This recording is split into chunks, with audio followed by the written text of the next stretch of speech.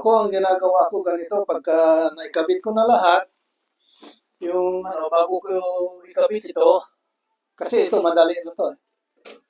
Ito, pag nakakabit na dito, bago ko ako magkabit, nalagay ko na itong mounting niya, bago ko ikabit itong ng ilaw, ang ginagawa ko, tinetest ko muna ng tester, analog tester. Ngayon, ang gagawin ko, ito, ikakabit ko ito muna dito. Maski saan, kasi wala naman positive, negative itong kuryente. Ayan o, ikabit ko dyan. Hindi ko alam kung makita nyo. Pagka sumagat doon, pagka i-on ko rito, at pumunta ron, ibig sabihin, tama. Ayun o. O, yun, tama. Ayun, bago i-on off ko ulit. Ayun. O, pero bukan natin yung pagkanan, itim sa itim. Itong pula naman, ilagay ko doon sa puti. O, ayun, tama. O, ready na. Ready ko nang ikabit itong kabitan ng ilaw. Yung ganun lang. Yung ito sa naked, mayroong ano dito, mayroon din sa yung green dito sa naked. Tapos ito na. Itim sa itim, puti sa puti. Yan. Pero ito, diyan ko ilalagay itong malaking slot, dito ko ilalagay. Yan.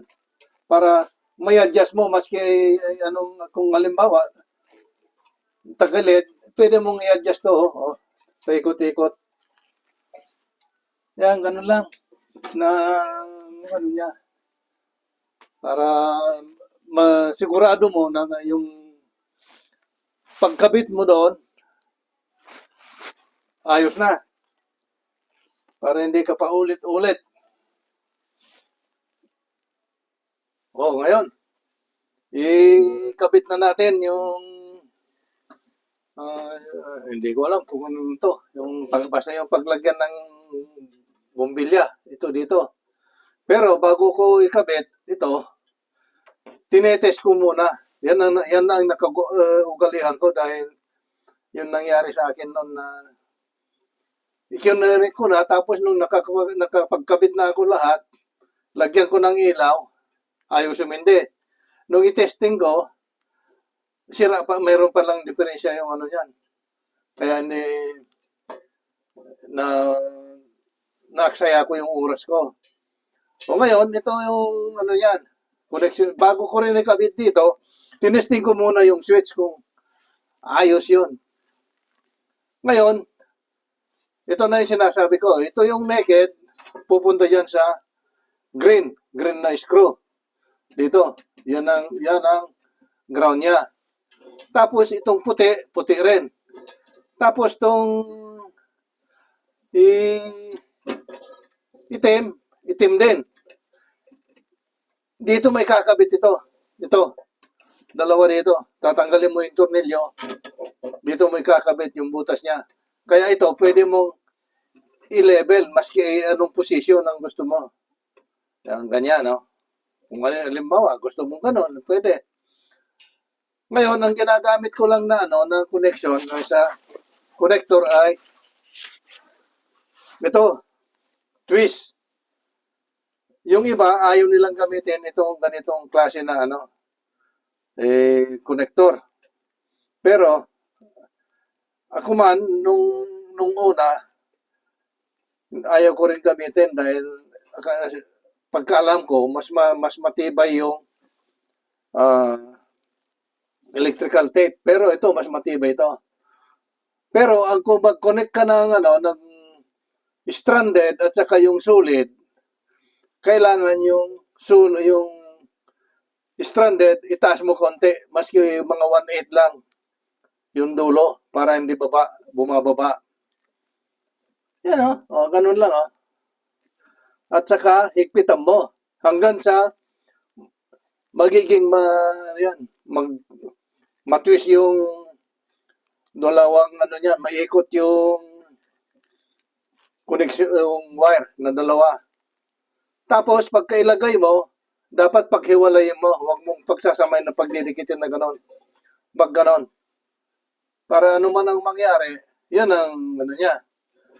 Ngayon, pagka na-connect ko to, yung sabi ko, titestingin ko na naman to bago ko akong i-on yung breaker.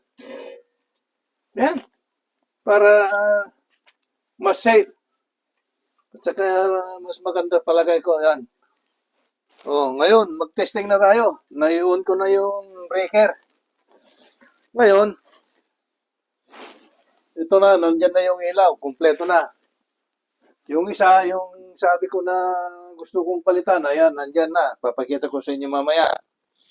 Ngayon, ito na, Ito na yung bumili niya. Ayan. Ito, ganun lang yan, Yan.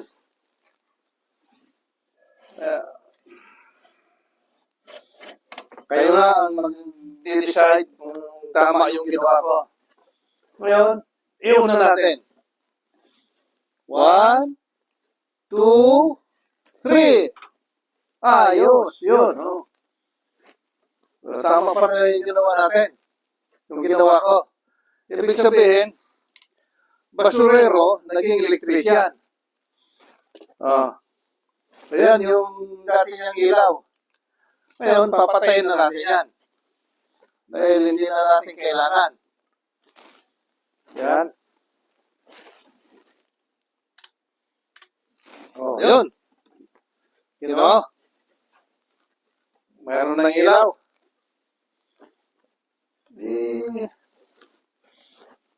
Hindi lang pagbabasura ang nagiging natin.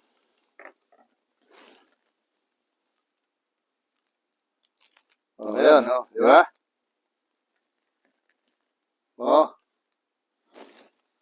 Hindi lang basura lang. Sabi nga nila na, ayun, sabi nila na, mayroong, kung gusto, may paraan.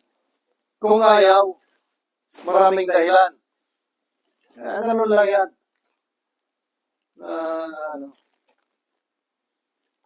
Yan, nakatipid na naman ako ng labor.